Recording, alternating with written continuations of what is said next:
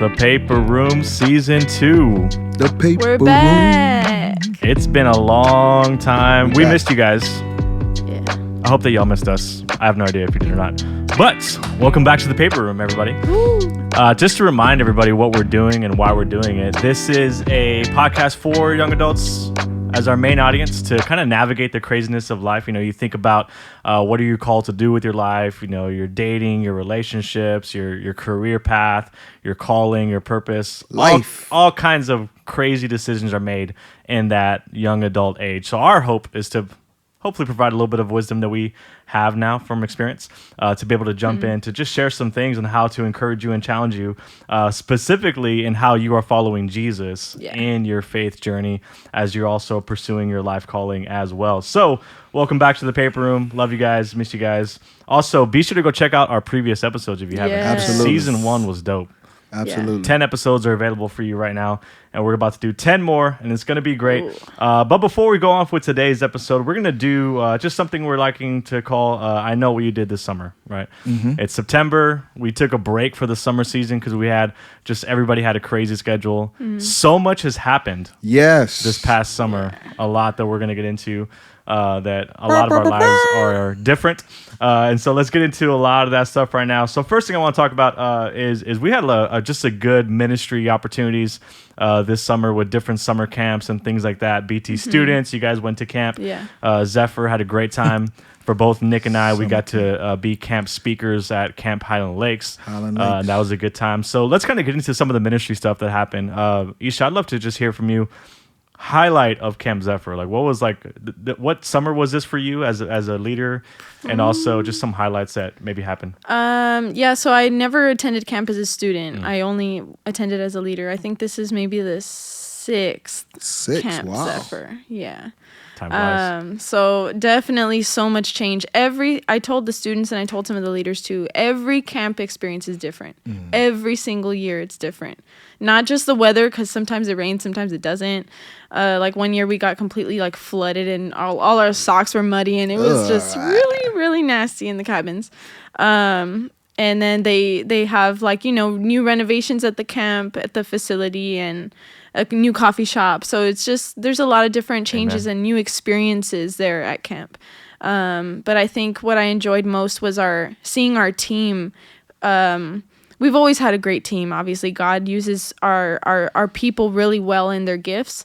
But this summer we had just a plethora of really strong dream teamers to take care of the massive students that we took to camp. So it felt really good to kind of like, okay, take a breath. Like we have good, capable people taking care of our students this week. And for perspective, for maybe somebody who's tuning in that doesn't know the BT Church context, we have at the time of camp 4 campuses.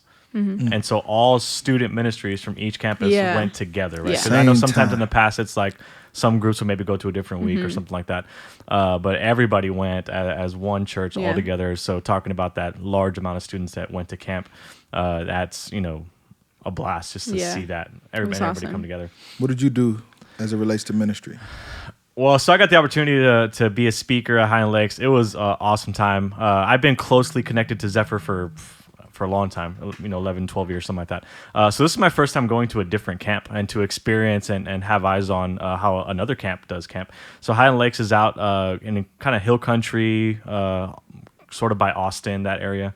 And somebody had just reached out and said, "Hey, we'd love to have you." And I was like, "I'm down. That sounds amazing." You know, anytime I get the opportunity to pour into teenagers and students, I'm always going to take that. And so it was a blast. It was a lot of content. So, and you could speak into this too a little bit as well. We spoke, it was Monday through Friday. It was a total of 8 sessions, morning and evening. And so I remember like after like Thursday morning, we had 2 more sessions after that, Thursday night, Friday morning. And I was like, I bet you guys are just tired of hearing from me. Like, what more can I say to you that you're just going to like relate to this? So it was a unique challenge to kind of like try to, come up with content that will hopefully relate to the students, so be impactful for them. But also just like like finding ways to be flexible on the spot, considering like, yeah, I prepared sessions for this, but how are they relating to the content now? How can I make some adjustments? And so, but it was a blast, man. God moved in powerful ways. They do this thing that was, when I heard it, I was like, man, that's really camp cheesy.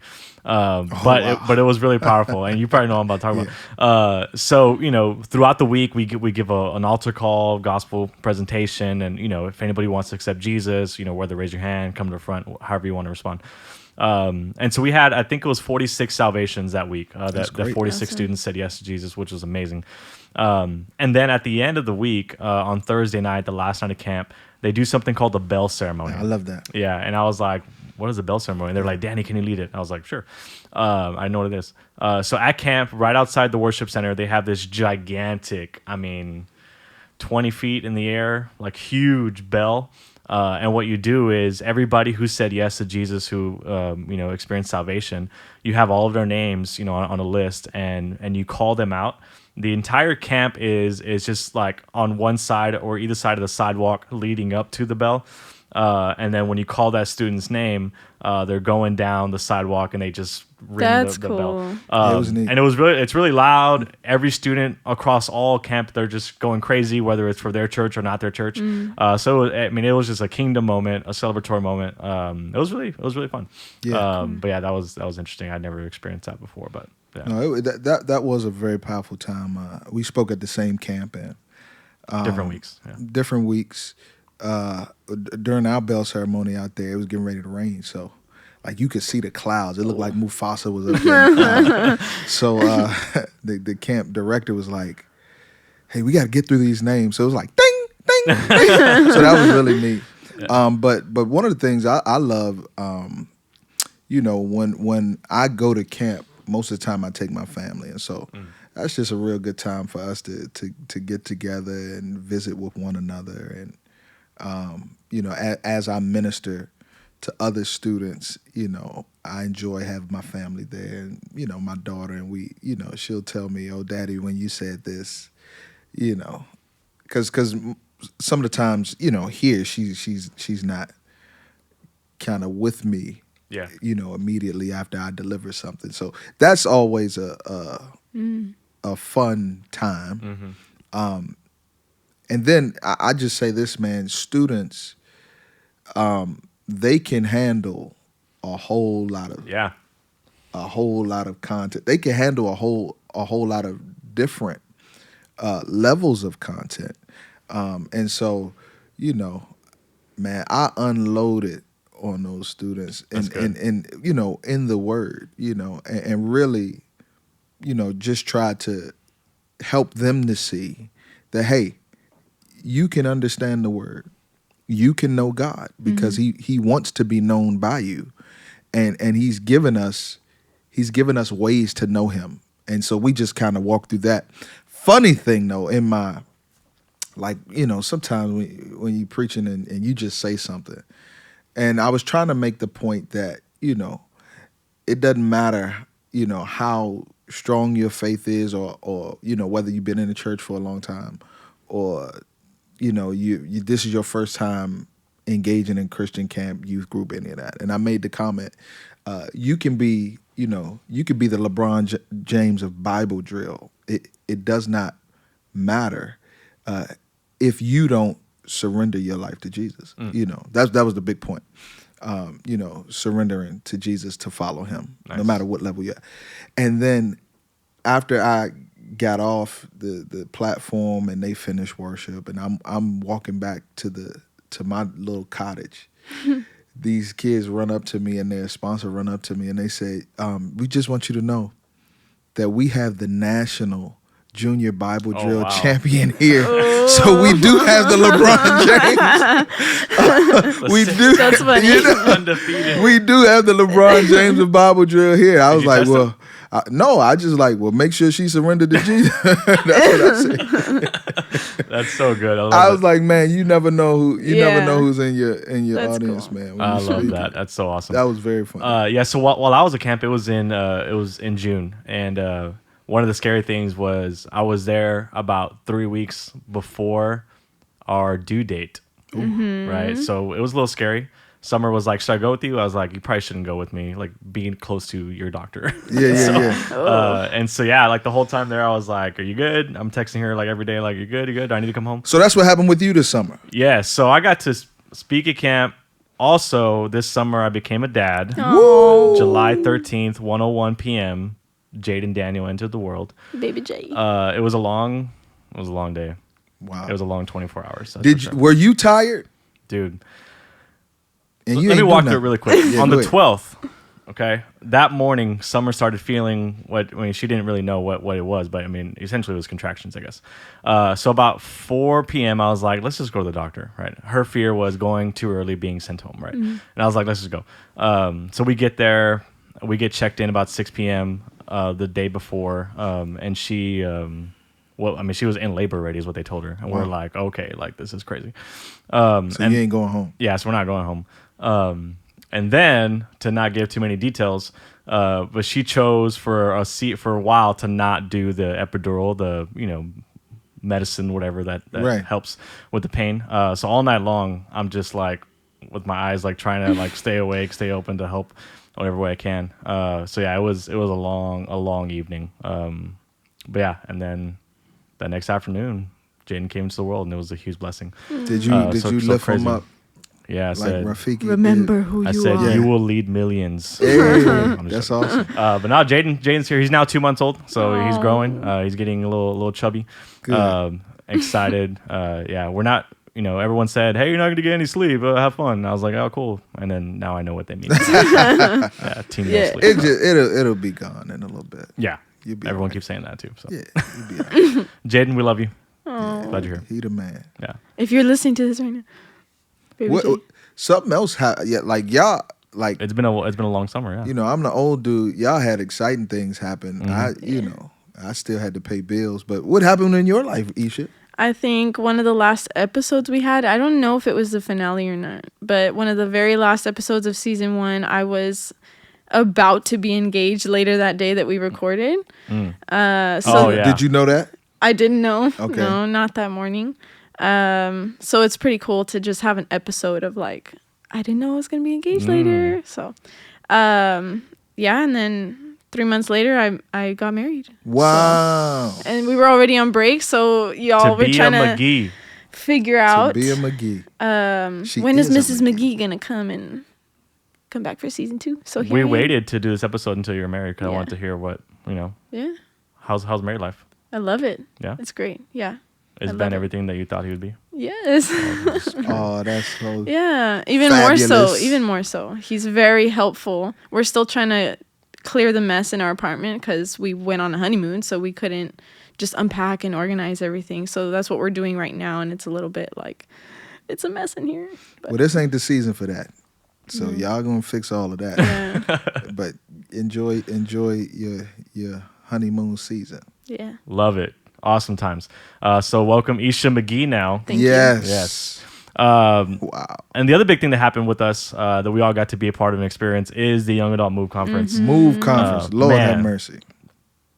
A lot of amazing stuff happened that weekend. Yes. We had some friends come from out of town. We had Lisa Fields come and from the bring Jude 3 word. Project. If you don't know about the Jude great. 3 Project, go to YouTube, go to Instagram, follow phenomenal resources and just a powerful ministry. Yes. We had Chi come down for worship. Chi. That was amazing. Yeah. Man, he is a powerhouse. I love him because he leads worship with his entire body. Yeah. You don't just get his voice. Yeah. I mean, I thought he was going to fling his glasses up in the air. Like, he worships with his entire body, and it was really powerful. And one thing I love just about him, and I always try to do this whenever I bring down, personality, is try to bring down their spouse as well. So Tracy came down with him, his wife. And one thing I saw like for her is that she was just up in the front. Oh, she was with everybody. She's not just hanging out in the back or hanging out in the green room or something like that. She lit it up. And I saw her at one point like praying for our young adults, man. Yeah. And I know some of our young adults who they've told me that hey, like Tracy prayed over me, and I felt so different even since then, like and even now too. That's awesome. And so just cool to see like their ministry together, and yeah, he did an amazing job. Pastor Pepe from San Benito. Yeah, Harlingen. San Benito, San Harlingen. Benito. I got you. Well, Harlingen now. Their church is back in the Harlingen auditorium, but he's Challenge, a great That was brother. fire. Challenge Young Adults to Holiness, which Yeah. is an amazing Yeah. just topic He to was go great. after. Josiah Jones from the Porch, D. Jones, wonderful message. commitment. Awesome. That's a hard thing to do nowadays, man. It's just commitment, And that was which is kind of what we're going to talk about today a little bit, I guess, here in a second. But Josiah came down. Then we had some people that from in-house that spoke. That Oh, brought tell them word about the as well. Caspers, man. The Oh, yeah. older couple. That they stole the conference. I think they did. They yeah. really did. One of the things For that we me. wanted to do was have senior adults pour into young adults, right? And so, and with the idea of Move Conference, it's moving faithfully in culture while following Jesus. And we wanted to talk about generational movement. And there's an amazing couple called the Caspers, husband and wife. I don't know how old they are. I mean, they're probably late 80s or early 90s, maybe. I don't know. They've been married for Was it like 60 some years? yeah. Yeah, It's so crazy. so they got some wisdom, but they're also missionaries. You know, they've been missionaries their entire life in multiple countries, learning multiple cultures and multiple languages. But also their mission work not just impacted them and the people they serve, but their families. Their Yeah. now generational impact Children, where their grandchildren. children and grandchildren now Yeah. planting churches and doing stuff. And so, just a powerful story to hear. And I know a lot of our young adults were impacted by that and by their story, praying that that as we remain in Christ, it's going to be a generational impact that is going to overcome generational curses, and also going to Absolutely. be generational impact to the people, that they're going to come after you as well. And so, because the work we're doing is not just for our generation, but the generation to come. Absolutely. And we got that story from Yeah. the Caspers. Powerful time. But another thing we did at the Move Conference that we always love to do at conferences is a panel session. You know, submit questions. We want to try to answer questions that people are having. And in those moments, we always get a lot of questions, but we have a little bit of time. And so then on the spot, as I was like seeing all these questions come in, I was like, all right, we don't have a lot of time, but here's what we're going to do. We're going to put these questions into our paper room episodes, kind of sprinkle them in every now and then. And so kind of considering one of the questions that came in that also kind of talks about your calling, your career in life. One of the questions that came in was, how do I stay hopeful and optimistic in my career in times of difficulty, right? So you're pursuing a career, you're pursuing a job that you feel called to go after, but then just with anything, I mean, whether it's a spiritual difficulty, the enemy comes in, doesn't want you to do that, but also you just have the relational difficulty that you're working with other human beings, right? So they're gonna have moments of difficulty where there's tension in the workplace, and so kind of talking about that reality of you're pursuing a career. Difficulty comes in. How do you stay hopeful and optimistic? But then also the question kind of took a next level as well.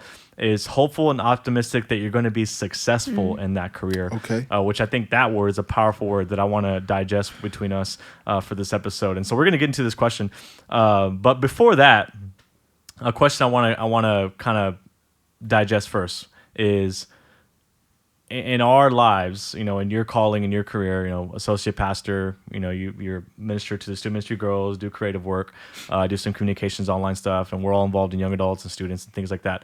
How would you define success in the career that you're a part of right now? Is a question I would love to just hear from you guys. Man, that's a great question. What you got to say? Well, it's one of the biggest lessons that I learned, just coming into ministry so young, and feeling that calling so young. This was my first job ever, so I had to. First job ever? First job ever was here. You didn't do here like at BT. Chick-fil-A or anything like that? No, I didn't. Oh, really? Yeah. That's crazy. So one of the biggest lessons I learned is the ultimate goal in work and in life is to glorify God and to honor Him in everything that you do. But in that comes a lot of obedience. He requires a lot of obedience from us.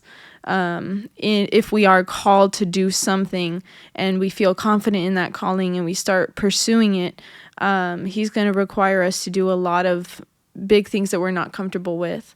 And so I think that success in the place that I work and in the things that I do, success to me looks like me being faithful, to be obedient. That's good. If I'm doing that, then I feel accomplished. I feel successful. But if I am lacking in that area, or if I'm being hesitant, or if I'm doubting, if I'm not trusting him, then I don't feel very hopeful or optimistic that that I'm doing the right thing, and I start to kind of fall off the wagon. That's good. That's really good. And building off of what Isha said about faithfulness and stuff, success for me, kind of in my line, is, am I stewarding my influence? So, and what I mean by that is, in my role and what I have, sometimes I'm the one making decisions. Sometimes I'm the one running with decisions that were made for the organization.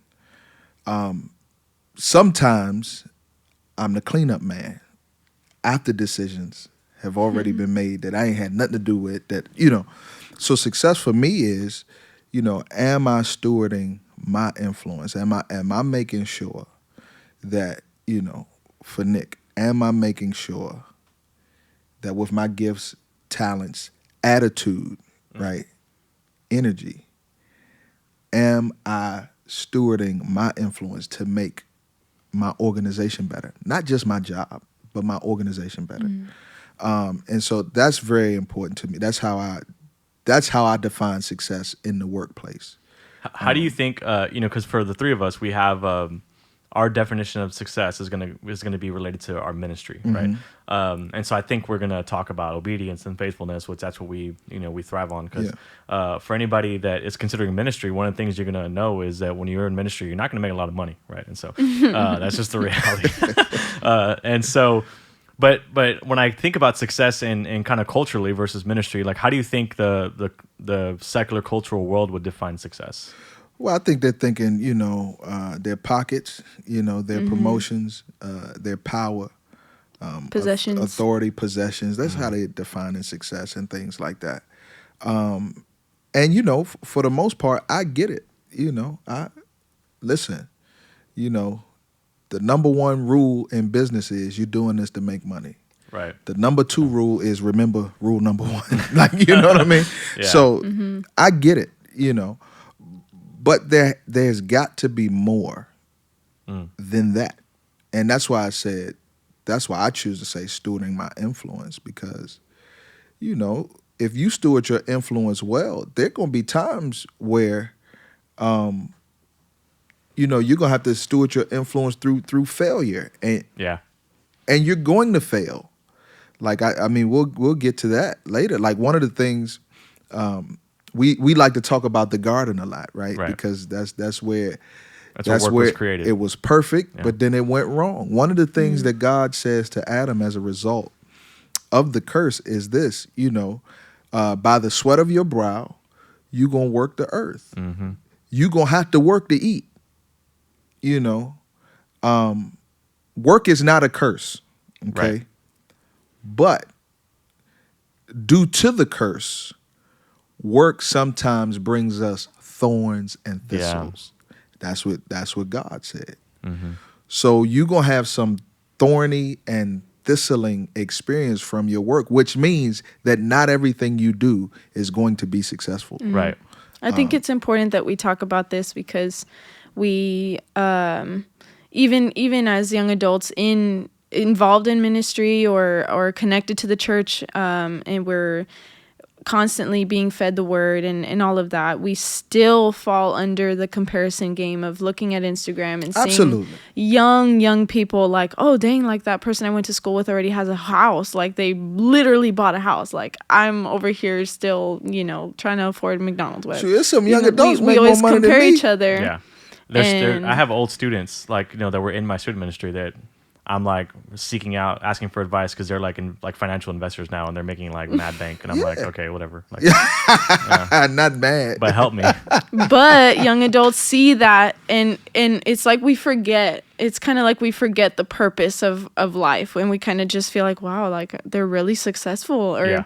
they're already married, they have kids, and they have a house, and they have a nice car, and they have a really awesome job where they get to meet celebrities, whatever, and then we're like, yeah, they're really successful. Yeah, and that's our I'm sorry not to definition. cut you No, off. you're good. Our church staff is going through Draw the Circle, Mark Batterson, powerful resource. Yes. I love it.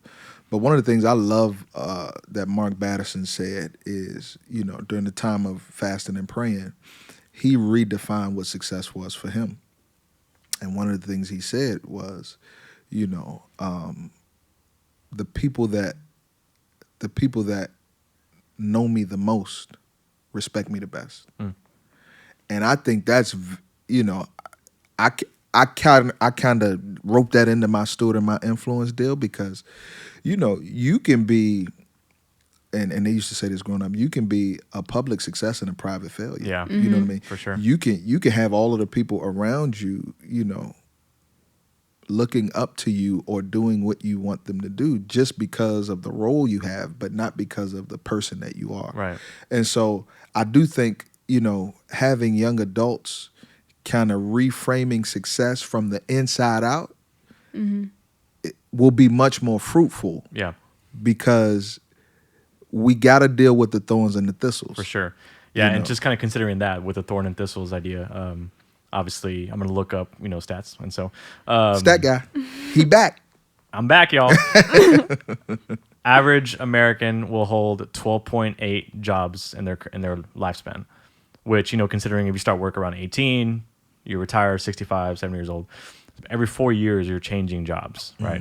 And, so much of that is tied down to workplace difficulty. Sure. A lot of it is tied to, an unhealthy work environment, which is, depending on the scenario, could be a very valid reason to leave a workplace. But you just see like this constant movement of going from one place to another. How many years have you been here? On staff? On staff, yeah. Like 5. Wow. 5. So you're already over that threshold where this is your first job and you continue to stay.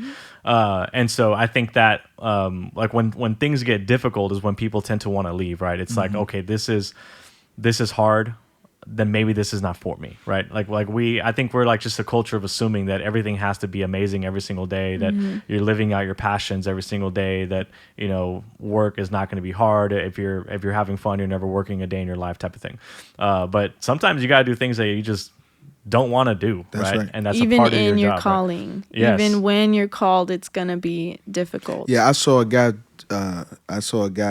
he put this on Twitter. He said, they told me, follow your dreams and you'll never work a day in your life. He says, I'm living my dream. He's like, I'm doing exactly what I dreamt of doing. He says, and I work every single day that I wake for up. sure. And when you're dreaming, you're also asleep, so you got to wake up and work sometimes. Ooh, and so all to say is like I think one of the big things that we just digested was redefining success. And so what does that success look like for you? If you're chasing after monetary success, then your life is going to be a lot of that chasing, that grinding, never stopping. And there's nothing wrong with goals. Hear me. Nothing wrong with 100%. goals. Nothing wrong, I remember years when, my wife and I, we were in a rough season, and I wrote down, some prayers and some ideas, how much we wanted to make a month. I wrote that down. Nothing wrong with that. But the point I'm saying is this: wherever you go, you are you wherever you go. Right. So if you don't, and if we don't have a higher standard of success and define success from the inside out, and what I mean by that from the inside out is like, who am I and what am I bringing versus what am I receiving? What's going to be, Yeah. So what I love to do is kind of talk about some maybe like pro tips, like things that we've learned in entering into a career path, right? Because we talked about this in one episode too, that people choose like 3 or 4 different degree plans before they finally land on the one they want to do in college type of thing. But then you also see now this movement of don't even go to school, like just start working, like because then you don't have to worry about the degree plan, and which is why we can't tell students anymore or go to college so you can go make money, because you know what, they're making money. I can sit at TikTok. home and do be eating a bunch of garbage on YouTube, almost about to kill myself and make Millions. hundreds of thousands of dollars, millions Right. of dollars, making a fool out of myself. Right. So I don't need to go to college to know how to eat a bunch of Taco Bell to almost die and make a fool out of myself. Almost died. So you kind of see that movement, and so I think part of it is like what are some pro tips of just kind of figuring out like what do you want to do. So it's like, all right, you're pursuing this career, you want success in that career, but then times get difficult, so then you kind of start questioning, okay, like is this for me, type of thing, which that always happens when something gets difficult. You start to question, everything that you're doing. But I think for me, one of the things that helped me is shadow someone in the industry that you want to go after, right? And so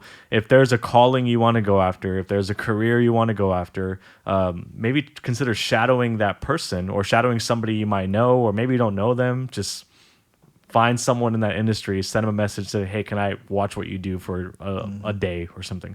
When I felt a call to ministry, that's what I did to my youth pastor. I said, hey, can I just come by the office and just watch you be a youth pastor? Like I'm interested in this. I don't know what this looks like. At the time I was going to school to be a mechanical engineer. And so I was already spending a lot of money on loans and stuff like that. And in that shadowing, I felt the call to ministry where I left my original degree plan to go into, to seminary, biblical theology, and all That's that really stuff. neat. But it was that shadowing that kind of helped me make that decision. And I remember too, when the first time that Summer and I moved to McAllen, when I became the youth pastor at BT, we were living in Alice. Summer didn't know what she was going to do for work because she doesn't have a degree, all that stuff. And so she thought maybe I can be a dental hygienist, like because she had a friend who did that or something like that. And it's like a 2-year program, and then you're in the career. And so we knew a dentist. So we asked that person, said, hey, can Summer go shadow for a day just to go watch the dental hygienist, what they do? So they said yes. Summer went, and she came home, was like, nope, this is not for me at all. Yeah. And so what I loved about that is she got to do that, spend a day of her life rather than 2 years of her life pursuing the school to only realize like, yeah, I don't like this at all. That's good. And so find someone in your industry that you want to do that you can just shadow and say, hey, can I just watch what you do? I'll give one more example. I was talking to a young adult the other day. I didn't know what she was going to school for, but she wants to go to school to go into the HR department. That's to great. develop an HR department for her dad's company. Okay. And I was like, do you know anything about HR? She's like, nope. But she's like, but I'm going to school for it. And I said, come shadow our HR department. Yeah. Like, BT has a huge HR department. Like, go and watch what they do and listen to their conversations in the arenas where they allow you to. Yeah. Just so you can see, like, this is the career path you're going after. Is this something that you're going to enjoy, type of thing? And so that's one thing I would say for me is shadow someone in the industry that you're, desiring to go after. So what are some things that you guys just have helped you in your career path along the way, of maybe a pro tip of how to enter a position well, how to leave well, if maybe they're considering leaving that, because of a difficulty in the workplace? Yeah. That's a good question. I would say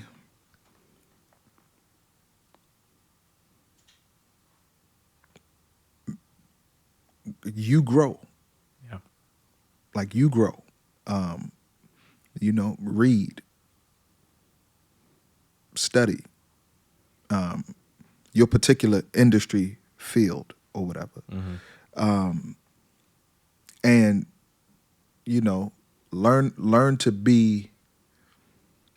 learn to always be a student. Yeah. And then when you're given the opportunity, because that's how I got to where I am,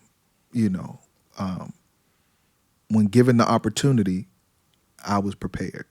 That's good. That's just, I'm not perfect.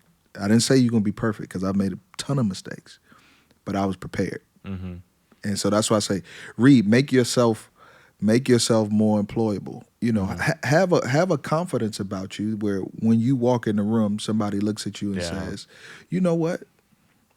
I don't know you, but you look like you know what you're doing. Yeah. You might be dying on the inside, Right. but because you've read and studied and have tried to prepare, when you get opportunities, you'll be prepared. Another thing I say is, you can say what you want. Okay, you can say what you want, but you can't make commands until you in demand. And this goes back to what you were saying. Sometimes you got to do what you can do until you can do what you want to do. Right. Yeah. Yeah.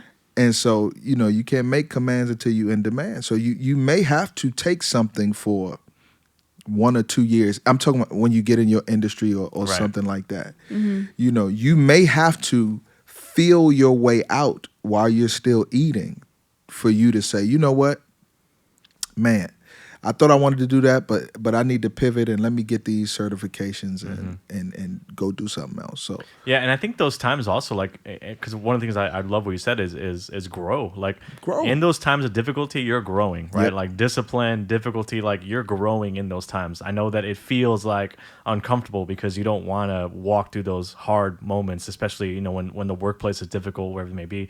Because going back to the question, how do you be hopeful in your career to be successful when things are difficult? It's like in those difficult times, like it's the growing pains, but you're growing in that moment. One of the staff practices we have at BT is believe the best, right? And so you're always having that optimism in front of you.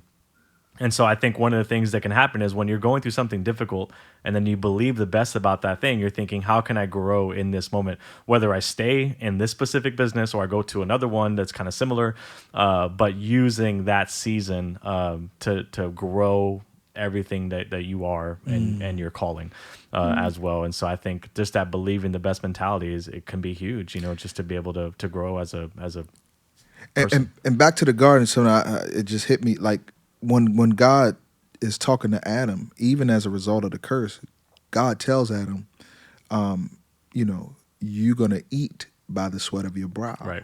And then he talks about the thorns and thistles. But the promise of God, you're going to eat. Right. Everybody eats. Like God is going to provide for you. He is your source. He is your everything. Like he is the gift. He is the prize. As you follow him and like we said, grow and I love what you said, knowing even in your calling, you're gonna have to do things you don't want. Yeah. You're gonna eat. Like everybody eats. Yeah. When they follow Jesus. That's what I love. One of the, great miracles when Jesus feeds the multitude and then they take, ain't nobody had no money, they had the fish and the loaves, right? But they take back 12 baskets of leftovers. Well, who followed Jesus? Right. The 12, Yeah. and so, that's some hope. That's how you stay hopeful. Yeah, that's good. Another pro tip I would throw out there, which you kind of alluded this to already, is just kind of knowing your identity. Like when you're secure in your identity, then I think pursuing success is going to be more looking like just being satisfied in the work that you're doing versus like pursuing, because you're talking about you're going to eat. You might be eating ramen soup or you might be eating a steak. You're going to eat, right? But then you go into that comparison game that can be really dangerous to go after, like you were talking about when you see the success of other people as well. But thinking about your identity, like when I love studying the Apostle Paul. We're looking at 1 Corinthians right now. The Apostle Paul knew his identity. I came to preach the gospel, right? But what else did he have to do? He had to eat. He had to eat. What did he do to do that? He built tents, right?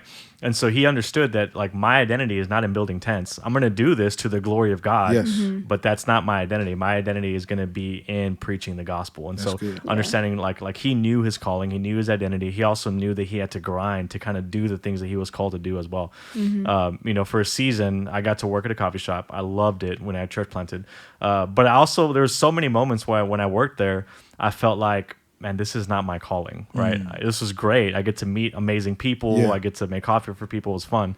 But I also knew like I need to be like in the church, like as my vocation, like because that's what I felt with my calling And that helped was. clarify that. Yeah, for you. and I spent a year and a half in a coffee shop doing that, and I loved it. But it also helped clarify, and I grew in that season. Kind of going back to that idea too, but I think when it comes down to it, going back to the garden, you think about God's creation. You even think about the Sabbath as well. One of my beliefs is that God Sabbath because he delighted in the work that he did, right? And so success and redefining success can look like delighting in the work that you're doing and being satisfied in the work that you're doing versus like thinking I want to go after this monetary success. That's good. And so more Some things keep coming to my advice mind, some but- advice I would That's give very like coming from somebody that did go through a very difficult season, just in work, and debating whether or not I should walk out of something. One of my mentors told me it would benefit you more to stay than it would to leave. And I didn't understand that at the time because I was going through so much and I felt so much emotion. I thought it would be easier if I just leave, if I just, quit, basically. Whatever that It probably would situation have been easier, by was. the way. It Like, would have yeah. been It's always easier easier. for a time. Right. When your stomach start growling. Yeah. Then I shouldn't have done that. But one of the verses that was just edified for me during that time was Colossians 3:23, and I know most people listening have heard it before, but I want to repeat it. It says, "Whatever you do, do it from the heart as something done for the Lord and not for people. That's good. Knowing that you will receive the reward of an inheritance from the Lord. You serve the Lord Christ." That's good. That last part is not on signs and coffee mugs and t-shirts. It's always, whatever you do, do it from the heart, serving the Lord and not people.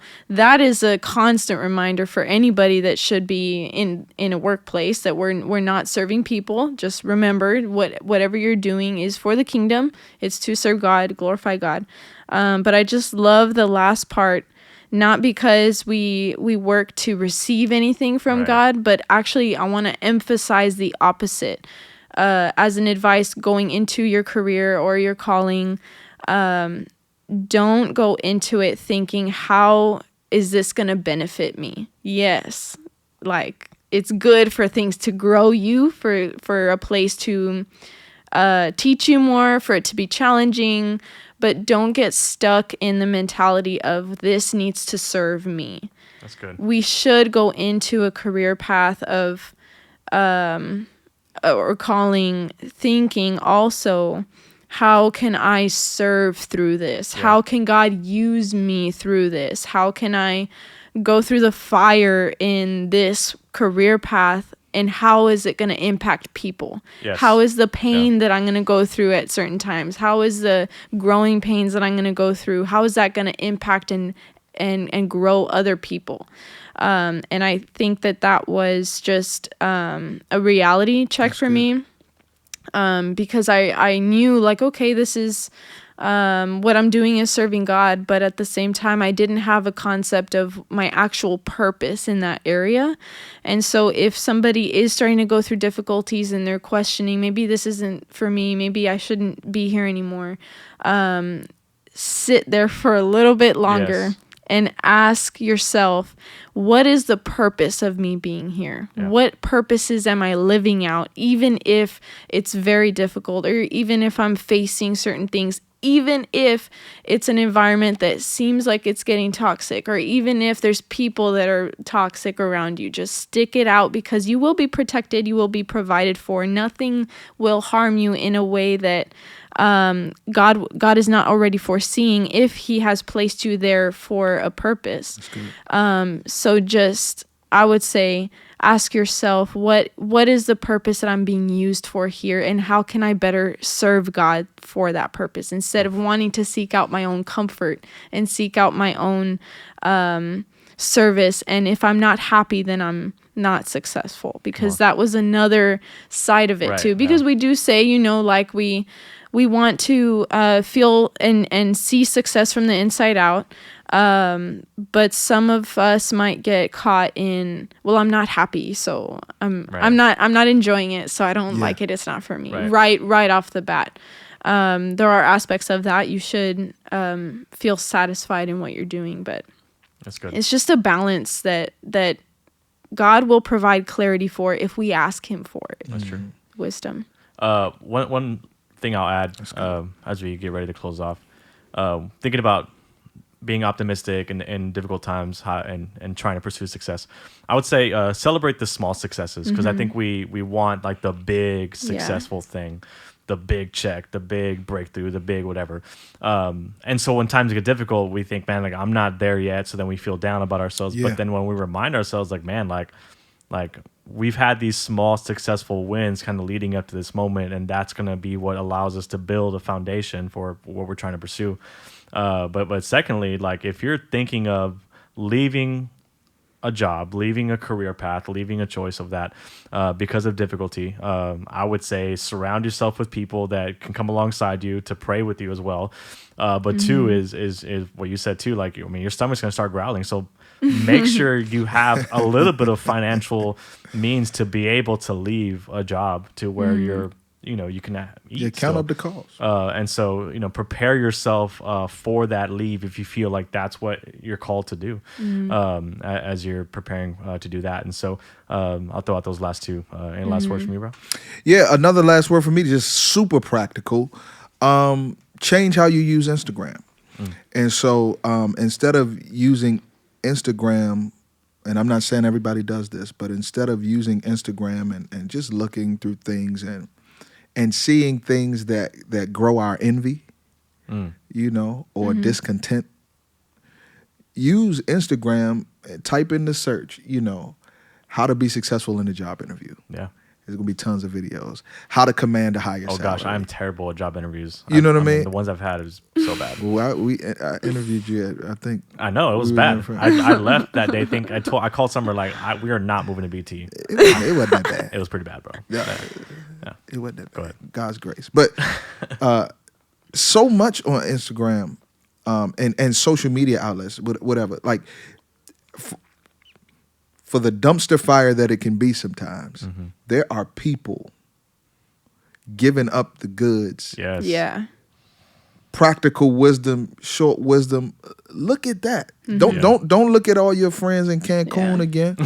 You know what Go I to mean? the hashtags. You can follow hashtags. That's like, what I'm serious. And man, you go to J.C. Penney's or somewhere, everybody thrifting now, and you better thrift you some slacks in the shirt or something, just to check, because you don't know what rooms you might find yourself in as you try. And once you go down that trail, it'll change your whole Instagram algorithm where you'll start seeing more things like that versus the things that bring discontent. Yes, and then you're growing. So Right. that's just practical. That's I know we good. got to go, but My Instagram algorithm is mad wild right now. It's full of babies. It's full of mom tips and dad tips and everything. So mine has a bunch of wedding stuff, so Oh, I'm gosh, like, I'm yeah, already of course. done with that. We can wow. move. you need new searches. Yeah. But I make this joke. I don't know how people were parents before Instagram. Like I have no idea. Like, because it's like these pages, like you're talking about, like they're so helpful. Yeah. And it's quick stuff. It's reels, and it's so.